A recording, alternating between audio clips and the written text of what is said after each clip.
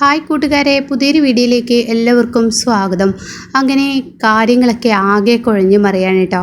മാധുരി അമ്മക്ക് ആ പൂജയോടുള്ള സ്നേഹം നഷ്ടപ്പെട്ടു തുടങ്ങാണ്. അഖിലിനും സ്നേഹക്കാണെങ്കിലോ ഇത് വേറൊരാളാണ് വന്നു എന്നുള്ളത് ഉറപ്പിച്ചു കഴിഞ്ഞു. വസന്തൻ പറഞ്ഞതിൽ സത്യമുണ്ടെന്ന് അവർ ഉറപ്പിച്ചു കഴിഞ്ഞു കേട്ടോ. എന്നാൽ ഈ സമയം വസന്തനാണെങ്കിലോ എന്തായാലും വിശ്വനാഥൻ നാട്ടിൽ വന്നിട്ടുണ്ട്. അതുകൊണ്ട് തന്നെ വിശ്വനാഥൻ്റെ അടുത്ത് ഈ പറയുന്ന വേറൊരാളാണെങ്കിൽ, യഥാർത്ഥ പൂജയാണെങ്കിൽ സത്യങ്ങൾ പുറത്തു വരും. അതല്ല വേറൊരു ആളാണ് വന്നിട്ടുള്ളതെങ്കിൽ വിശ്വനാഥ് അത് തെളിയിക്കും എന്നുള്ള ആ വാക്ക് മധുവിനോട് പറയാൻ കേട്ടോ. അങ്ങനെ എല്ലാവർക്കും ഇടയിൽ സംശയം പൊട്ടിമുളക്കുന്നു. എന്നാൽ ഈ സമയം റാണിക്കിടയിലാണെങ്കിലോ കമ്മീഷണറുടെ ആ രഹസ്യം അറിയാനായി റാണി ഇറങ്ങിയിരിക്കുകയാണ് കേട്ടോ. അങ്ങനെ നന്ദഗോപനുമായി സംസാരിക്കുകയാണ്. അങ്ങനെ നന്ദഗോപൻ കമ്മീഷണറുമായുള്ള ആ ബന്ധം, ആ കഥ പറഞ്ഞു കൊടുക്കുകയാണ്. ഇതൊക്കെ കേട്ട റാണി പെട്ടെന്ന് ക്രിമിനൽ ബുദ്ധി ആയതുകൊണ്ട് തന്നെ റാണി പെട്ടെന്ന് തന്നെ തീരുമാനിക്കുന്നു, ഞാൻ തന്നെയാണ് നന്ദഗോപൻ്റെ മകൻ. ആ പറയുന്ന ആ ആളുടെ മകൾ ഞാനായിരിക്കും. അപ്പോൾ ഞാൻ തന്നെയല്ലേ, രണ്ടാളുടെയും മുഖം ഒരേ സാമ്യമാവുമ്പോൾ ഞാൻ തന്നെയാവില്ലേ ഇവരുടെ മകൾ എന്നുള്ള ആ ഒരു തോന്നൽ റാണിക്കുള്ളിൽ വരികയാണ് കേട്ടോ. അങ്ങനെ ഈ പൂജ എവിടെ, ഇതിൻ്റെ സത്യാവസ്ഥ എന്താണ് ശരിക്കും നടന്നത്, ഇതൊക്കെ അറിയാൻ വേണ്ടി റാണി ഇറങ്ങുകയാണ് കേട്ടോ. അങ്ങനെ നന്ദഗോപൻ ഇതൊക്കെ പറയുമ്പോൾ റാണി ആകെ സ്റ്റെക്കായി നിൽക്കുകയാണ് കേട്ടോ. റാണി ഇങ്ങനെ ആലോചിക്കുകയാണ്. അപ്പോൾ നന്ദഗോപൻ പറയാണ്, എന്താ മോളെ നീ ഇങ്ങനെയൊക്കെ ചോദിച്ചതിന്, എനിക്ക് ഈ കഥകളൊക്കെ അറിയാവുന്നതല്ലേ, പിന്നെ എന്താ നീ ഇപ്പോൾ ഇതൊക്കെ ചോദിക്കാൻ കാരണം? ഒന്നുമില്ല അച്ഛാ, എന്തോ കമ്മീഷണർ ഇനി നമ്മുടെ കുടുംബം തകർക്കുക എന്നൊക്കെ പറയുമ്പോൾ ഇപ്പോൾ മൊത്തത്തിൽ ഒരു വശപിശക്ക് തോന്നുന്നു. ഇപ്പോൾ വീട്ടിലാണെങ്കിൽ എല്ലാവരും എന്നെ കുറ്റപ്പെടുത്തുന്നു. അതൊക്കെ കേൾക്കുമ്പോൾ എനിക്കൊരു പേടിയെന്ന് പറയുമ്പോൾ നന്ദഗോപിന് ആ പഴയ പൂജയായി തോന്നുന്നില്ല കേട്ടോ. അങ്ങനെ ആ സംസാരവും ആ റാണിയുടെ ആ പെരുമാറ്റമൊക്കെ കാണുമ്പോൾ, എന്താ മോളെ നിനക്ക് എന്തെങ്കിലും പറ്റിയിട്ടുണ്ടോ, ഈ അച്ഛനോട് പറ, ആക്സിഡൻറ്റിന് ശേഷം നീ വേറൊരാളായതുപോലെ തോന്നുന്നു, ഈ അച്ഛനോട് പറ, പല കാര്യങ്ങളും നിനക്ക് ഓർമ്മയിലില്ല. അങ്ങനെയൊന്നുമില്ല അച്ഛൻ, എനിക്ക് കുഴപ്പമൊന്നുമില്ല, ചില കാര്യങ്ങൾ ഓർക്കാൻ കുറച്ച് നേരം വഴുകുന്നു എന്ന് മാത്രമല്ല, അതേ കുഴപ്പങ്ങളൊന്നുമില്ല എന്ന് പറയാൻ കേട്ടോ. അങ്ങനെ നന്ദഗോപനുമായി പിരിയാണ്. എന്നാൽ റാണിക്കുള്ളിലാണെങ്കിലും ഞാൻ ആര് എന്നുള്ള സത്യാവസ്ഥ കണ്ടെത്തണം. അതാണ് ഇനി ഏറ്റവും ആദ്യം ചെയ്യേണ്ടത്. ഈ കമ്മീഷണർ എന്നെ വെച്ച് കളിച്ചിട്ടുണ്ടെങ്കിൽ, അയാൾ ഇപ്പോൾ മുങ്ങിയിട്ടുണ്ടെങ്കിൽ തീർച്ചയായും ഞാൻ ആര് എന്നുള്ള സത്യം കണ്ടെത്തണം. അത് സീതമ്മയിൽ നിന്ന് തന്നെ ആവാമെന്ന് റാണി മനസ്സിൽ കരുതാണ് കേട്ടോ.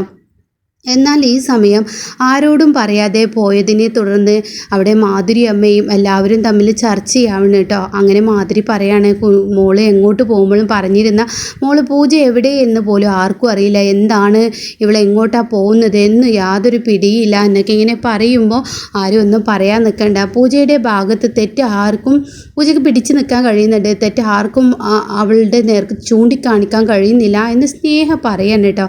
എന്നാൽ ഈ സമയം അച്ചമ്മയുടെ മുന്നിൽ കാര്യങ്ങൾ നികത്താൻ പോവാണ്. അതായത് ആനന്ദും മാധുരിയും കൂടി ചെന്ന് പറയാണ്, ഇനി ഈ വീട്ടിൽ എല്ലാവരും കൂട്ടുകുടുംബമായി കഴിയേണ്ട അമ്മേ. എന്താ മോനെ നീ പറയുന്നത്? വേണ്ട അമ്മേ, ഈ വീട്ടിലെ പ്രശ്നങ്ങൾ അതായിരിക്കാം. സ്നേഹയും അഖിലും ഈ വീട് വിട്ടിറങ്ങിയത് എന്തിനാണ്?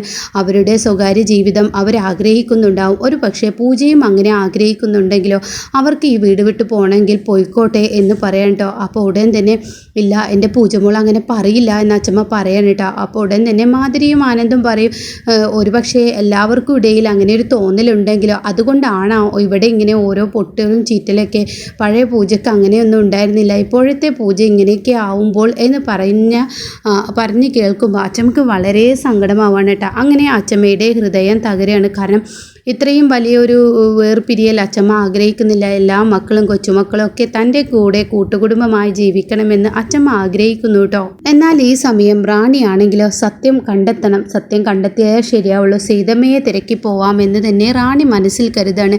അങ്ങനെ സീതമ്മയുടെ അടുത്തോട്ട് റാണി പോവാണ് കേട്ടോ. ഈ സമയം റാണിയുടെ ആ വേഷം മാറ്റലും ആ ഓട്ടോയിൽ നിന്നും ഇറങ്ങി വരലൊക്കെ കാണുമ്പോൾ സീതമ്മ ആകെ ഞെട്ടിപ്പോവാണ്. കാരണം കുറച്ച് മുന്നേ വളരെ ഒരു സ്ത്രീയെ പോലെ നടക്കുന്ന, നല്ല പക്വതയോടും ഒക്കെ ആ ഒരു സ്ത്രീയുടെ ആ ഒരു എല്ലാം ഒരു ഇതിൽ നടന്നിരുന്ന ആ ഒരു പൂജ, ആ ഒരു രൂപമുണ്ടല്ലോ, അത് വല്ലാതെ അങ്ങ് സീതമ്മക്ക് ഇഷ്ടപ്പെട്ടാണ് കേട്ടോ. കാരണം സീതമ്മ പല പ്രാവശ്യം റാണിയോട് പറഞ്ഞിട്ടുണ്ട്, നീ ഒരു സ്ത്രീയാണ്, ആ സ്ത്രീയുടെ ആ വേഷത്തിലും ഇതിലും നടക്കുക എന്നുള്ളത് പറഞ്ഞിട്ടുണ്ട്. പക്ഷെ ആ റാണിയുടെ വരവും ആ കാട്ടിക്കൂട്ടലും ആ പഴയ അതും കാണുമ്പോൾ ഇവൾ എത്ര പെട്ടെന്നാണ് ഇങ്ങനെ മാറുന്നത്, ഇതിപ്പോൾ എന്താ എന്നുള്ള ഭാവത്തിൽ നോക്കുമ്പോൾ ആഹാ നിങ്ങളെന്താ എന്നെ ഇങ്ങനെ നോക്കി നിൽക്കുന്നത്, നിങ്ങളെന്താ എന്നെ കാണാത്തതുപോലെ, അത് പിന്നെ എന്ന് പറയുമ്പോൾ അതെന്താ നിങ്ങൾ അങ്ങനെ പറഞ്ഞത്, അത് പിന്നെ നീയല്ലേ സാരി എടുത്തിട്ട് എൻ്റെ അടുത്തോട്ട് വന്നു, ഞാൻ വന്നു എന്താ നിങ്ങൾ പറഞ്ഞത്, നീയല്ലേ സാരി എടുത്തിട്ട് എൻ്റെ അടുത്തോട്ട് വന്നത്, പിന്നെ ഇപ്പോൾ ഈ വേഷത്തിൽ ഇതെന്താ നിങ്ങൾ പറയുന്നത്, എനിക്കൊന്നും മനസ്സിലാവുന്നില്ല എന്ന് പറയുമ്പോൾ അത് എനിക്ക് നീ ആ വീട്ടിൽ എന്നൊക്കെ പറയുമ്പോൾ അതൊക്കെ എവിടെ നിൽക്കട്ടെ, നിങ്ങളോട് ഒരു കാര്യം ചോദിക്കാനാണ് ഞാൻ വന്നത് എന്ന് റാണി പറയാനേട്ടാ. ഉടൻ തന്നെ നിനക്ക് എന്ത് കാര്യമാണ് അറിയേണ്ടത്, അതെ എനിക്ക് എൻ്റെ ജന്മരഹസ്യം അറിയണം, ഞാൻ എവിടുന്ന് വന്നു, ഞാൻ എങ്ങനെ നിങ്ങളുടെ കയ്യിൽ അകപ്പെട്ടു എന്നുള്ള സത്യാവസ്ഥ അറിയണം. അപ്പോൾ ഇതെല്ലാം നേരത്തെ നിന്നോട് ഞാൻ പറഞ്ഞത്, നേരത്തെ പറഞ്ഞത് നേരത്തെ നീ നല്ല സാരിയൊക്കെ ഉടുത്ത് എനിക്കൊരു കാര്യം ഓർമ്മയില്ല എന്നും നീ നിൻ്റെ എടുത്തുചാട്ടമൊന്നും ഇല്ലാതെ നല്ലപോലെ നല്ലൊരു പെൺകുട്ടിയായി നീ എൻ്റെ അടുത്തോട്ട് വന്നതാണല്ലോ, ഇപ്പം എന്താ നിനക്കൊരു വ്യത്യാസം വന്നിരിക്കുന്നത്.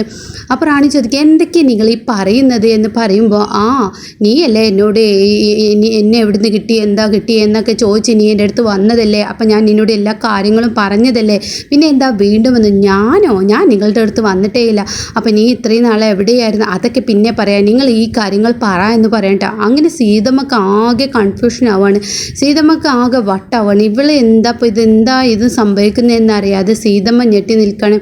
അങ്ങനെ സീതമ്മ ഉണ്ടായ സത്യങ്ങൾ പറയാണ്. അലക്സ് എന്ന ഒരാൾ എൻ്റെ മോള് ഹോസ്പിറ്റലിൽ വയ്യാതെ കിടക്കുന്ന സമയത്ത് അലക്സ് എന്ന ആൾ ഉപേക്ഷിച്ച് പോയതാണ്, പിന്നീട് ഞാൻ നിന്നെ അവിടെ നിന്ന് എടുത്തു, പക്ഷേ അലക്സിൻ്റെ കയ്യിൽ ഞാൻ തിരികെ നിന്നെ ഏൽപ്പിക്കാൻ പോയപ്പോൾ അയാൾ എൻ്റെ കയ്യിൽ കുറേ പണം തന്നു, അന്ന് മുതൽ ഇന്ന് വരെ നീ എൻ്റെ കൂടെയാണ് വളർന്നത്, നീ എവിടുന്ന് വന്നു എങ്ങനെ വന്നു എന്ന് എനിക്കറിയില്ല, അലക്സ് എന്ന് പറയുന്ന ആളാണ് നിന്നെ അവിടെ കൊടുന്നാക്കിയതെന്ന് പറയട്ടെ. ആരാണ് ഈ അലക്സ് ഇന്ന ആളാണെന്ന് പറയട്ടോ. അപ്പോൾ അത് പറയുമ്പോൾ അയാളുടെ വീട് എവിടെ, അയാളെ എനിക്ക് നേരിട്ട് കാണണമെന്ന് പറയണേ.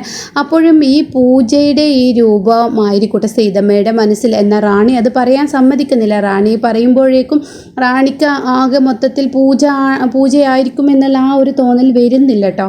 അങ്ങനെ സീതമ്മ പറയാണ്, അത് പിന്നെ മോളെ നീ നേരത്തെ എൻ്റെ അടുത്ത് ഒരു സാരി എടുത്ത് വന്നിരുന്നല്ലോ, നിന്നെ കാണാൻ ഞാൻ നിൻ്റെ വീട്ടിലോട്ട് വന്നല്ലോ, അപ്പോൾ ഉടൻ തന്നെ എന്താ നിങ്ങൾ പറയുന്നത്, നിന്നെ കാണാൻ നിൻ്റെ വീട്ടിലോട്ട് വന്നല്ലോ, കമ്മീഷണറുടെ പെങ്ങളുടെ വീട്ടിൽ എന്ന് പറയട്ടോ. അപ്പോഴാണ് റാണി ഞെട്ടി നിൽക്കുന്നത്, എന്താ നിങ്ങൾ പറയുന്നത്, കമ്മീഷണറുടെ പെങ്ങളുടെ വീട്ടിൽ നീ ഒരു സാരിയൊക്കെ എടുത്ത് നിൻ്റെ ഓർമ്മകളൊന്നും ഇല്ല എന്ന് പറഞ്ഞിട്ട് നീ എന്നോട് സംസാരിച്ചതൊക്കെ ഓർക്കുന്നു, അത് ഞാനല്ല എന്ന് പറയുമ്പോൾ അതെവിടെ വീട് എന്ന് ചോദിക്കാനേട്ടാ. അങ്ങനെ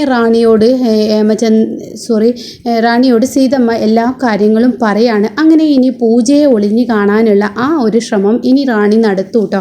അങ്ങനെ റാണിക്ക് തന്നെ കുറ്റബോധമാവാണ്. റാണി തന്നെ തൻ്റെ അച്ഛൻ നന്ദഗോപനാണ്, താനും പൂജയും ഒരച്ഛനുണ്ടായ മക്കളാണെന്ന് അറിയുമ്പോൾ താൻ ഇതുവരെ ചെയ്തത് തെറ്റായിപ്പോയി, അർജുൻ്റെ ഭാര്യയിൽ നിന്നത് തെറ്റായിപ്പോയി, തൻ്റെ കൂടപ്പിറപ്പിനെയാണ് വഞ്ചിച്ചത് എന്ന കുറ്റബോധം കൊണ്ട് തന്നെ റാണി അർജുനോട് കാര്യങ്ങൾ പറയുമ്പോൾ അർജുൻ അപ്പോഴായിരിക്കട്ടോ റാണിയോട് ഈ സത്യങ്ങളൊക്കെ പറയുന്നത് കേട്ടോ. എനിക്ക് നീ എൻ്റെ പൂജ എല്ലാം നന്നായി അറിയായിരുന്നു, പക്ഷെ കമ്മീഷണർ മുങ്ങിയത് കൊണ്ടാണ് ഞാൻ നിന്നോട് കാര്യങ്ങൾ ചോദിക്കാതിരുന്നത്, നീ എന്തിനു വന്നു എങ്ങനെ വന്നു എന്നുള്ളത് അറിയാൻ വേണ്ടി തന്നെ ആയിരുന്നു എന്ന് പറയട്ടോ.